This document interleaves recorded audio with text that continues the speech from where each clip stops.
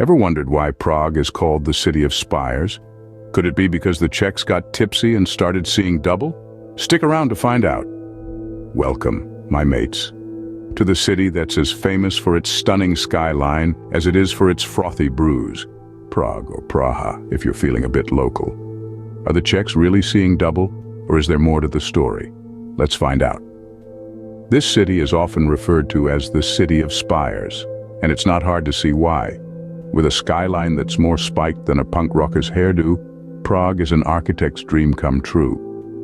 But hold on, could all these spires be a result of the Czechs' renowned love for beer?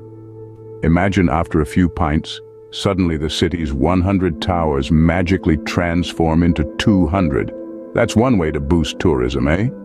But is it really just a beer-induced illusion?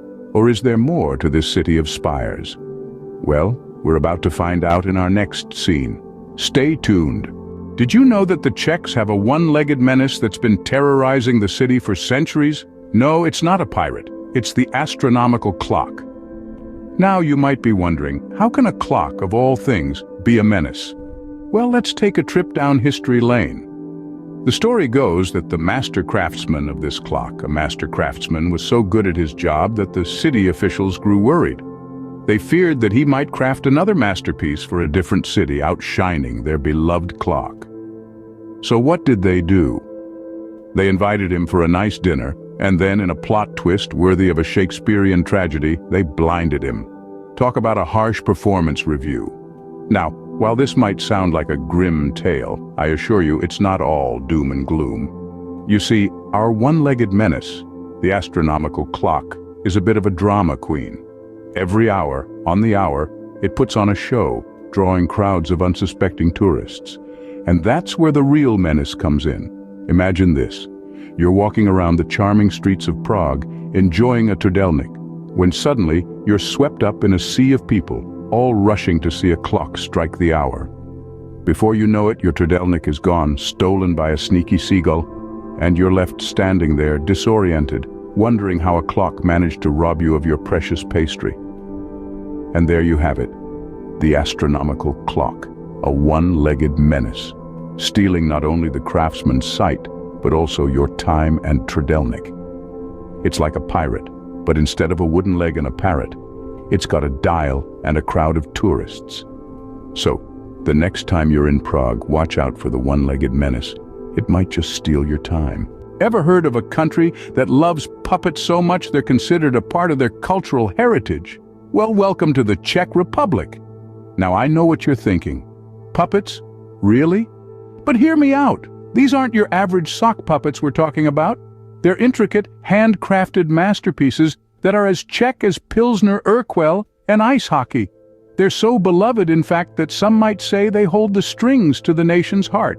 You see, puppetry in the Czech Republic is more than just a child's plaything. It's an art form that dates back to the 17th century.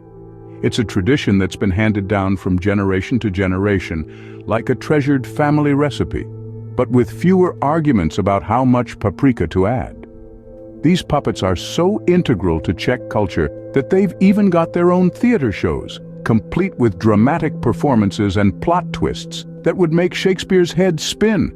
And let's not forget the puppet festivals that happen every year, where puppeteers pull out all the stops to put on a show that's nothing short of spectacular. So you might be wondering, why all this puppet love? Well, it's simple. Puppets are the ultimate storytellers. They've been used to share tales of love, adventure, and the occasional puppet rebellion. You see, in Prague, puppets are more than just figures on a string. They're historians, entertainers, and maybe, just maybe, the real rulers of the city. Now, don't get me wrong. I'm not suggesting that Prague is secretly governed by a council of wooden figures, but wouldn't that explain a lot? Like why the city is so enchanting, so full of charm and whimsy. It's as if every cobblestone, every spire, every pint of beer has been sprinkled with a touch of puppet magic. So there you have it.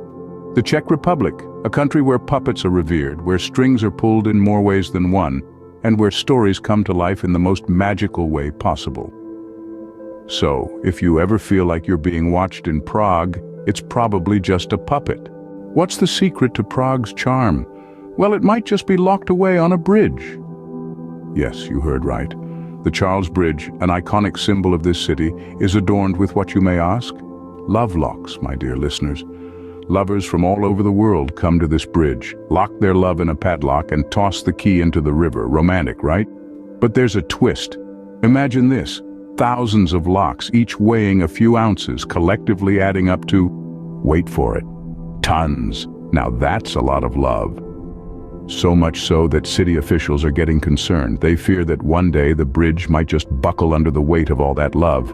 Imagine that headline, "City Bridge Collapses Under Weight of Love." So they say love makes the world go round, but in Prague it just might make a bridge fall down. Before we wrap up, here's a little something to tickle your funny bone. Did you know that Prague has the shortest railway line in the world? It's true. The Patron Funicular, a famous tourist attraction, only travels a distance of about a half-kilometer. But here's the funny part. One day, a tourist asked a local how long the train ride was. The local, with a twinkle in his eye, said, "Oh, about 5 minutes, but if you walk, it's 3 days." The tourist was aghast. 3 days? He exclaimed. Why on earth would it take that long? The local just shrugged and said, "Well, the walk includes 2 days for recovery from the steep climb." So next time you're in Prague, remember to pack your hiking boots for that 3-day hike, or just take the 5-minute funicular ride. And remember, in Prague, even the buildings have a sense of humor. Just ask the dancing house.